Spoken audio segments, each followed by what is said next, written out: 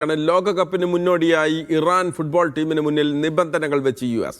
മത്സര ദിവസം രാവിലെ മാത്രം രാജ്യത്ത് പ്രവേശിക്കുകയും മത്സരശേഷം ഉടൻ തന്നെ രാജ്യം വിടണമെന്നുമാണ് നിർദ്ദേശം. നേരത്തെ US ഇറാൻ താരങ്ങൾക്ക് വിസ നിഷേധിച്ചിരുന്നു.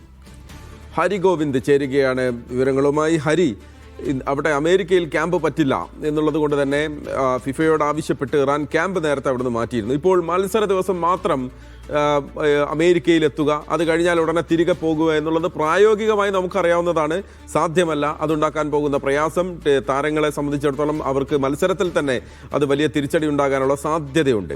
ഇറാൻ എങ്ങനെയാണ് ഇതിനോട് പ്രതികരിച്ചിരിക്കുന്നത്? ഒഫീഷ്യലായിട്ട് തന്നെ പറഞ്ഞിട്ടുണ്ട്, അതല്ല ചില റിപ്പോർട്ടുകളാണ്. എങ്ങനെയാണ് നമ്മൾ മനസ്സിലാക്കേണ്ടത്?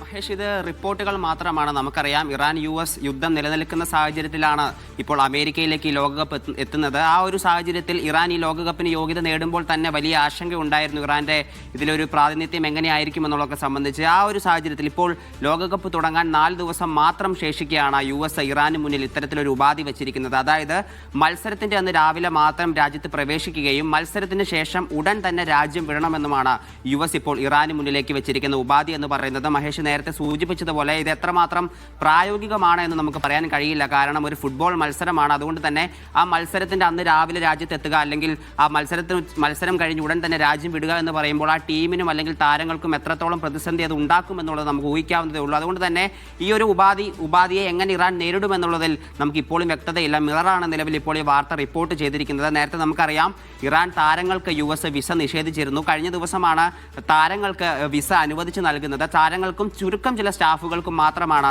നേരത്തെ ഇറാന്റെ താരങ്ങൾക്കും ചുരുക്കം ചില സ്റ്റാഫുകൾക്കും മാത്രമാണ് US വിസ അനുവദിച്ച് നൽകിയത്. ഇപ്പോഴും 15ഓളം സ്റ്റാഫുകൾക്ക് ഇറാന്റെ 15ഓളം സ്റ്റാഫുകൾക്ക് US വിസ അനുവദിച്ച് നൽകിയിട്ടില്ല എന്നുള്ളതുണ്ട്. അതുകൊണ്ട് തന്നെ ഇറാൻ എംബസി അതിലൊരു ശക്തമായ പ്രതികരണമൊക്കെ നടത്തിയിട്ടുണ്ട്. ഫിഫയുടെ നിയമലംഘനമാണെന്നും പെരുമാറ്റച്ചട്ട ലംഘനമാണെന്നും ഒക്കെ ഇറാൻ എംബസി ഇതിനോടകം തന്നെ പ്രതികരിച്ചിട്ടുണ്ട്. അതുകൊണ്ട് തന്നെ എന്തായിരിക്കും നിലവിലെ സാഹചര്യം എന്നുള്ളത് വ്യക്തമല്ല. 15ഓളം സ്റ്റാഫുകൾക്ക് ഇനിയും വിസ ലഭിക്കാനുണ്ട്. നേരത്തെ ഇറാൻ യോഗ്യത നേടിയതിന് പിന്നാലെ തന്നെ ട്രംപ് പറഞ്ഞിരുന്നു ഇറാനെ ലോകകപ്പിന് അനുവദിക്കില്ല, ഇറ്റലി ഇറാനു പകരം ലോകകപ്പിൽ പന്ത് തട്ടണം എന്നുള്ളതൊക്കെ ട്രംപ് നേരത്തെ തന്നെ പറഞ്ഞിരുന്നു. അപ്പോൾ അതുകൊണ്ട് തന്നെ നിലവിലൊരു ആശയക്കുഴപ്പം ഇവിടെ നിലവിൽ നിലനിൽക്കുന്നുണ്ട്. എത്രത്തോളം പ്രായോഗികമാണ് ഈ ഉപാധി എന്നുള്ളത് നിലവിൽ വ്യക്തമല്ല. ഇറാൻ വലിയ തയ്യാറെടുപ്പുകളോട് കൂടെ തന്നെയാണ് അമേരിക്കയിൽ നടക്കുന്ന ഈ ലോകകപ്പിന് എത്തുന്നത്.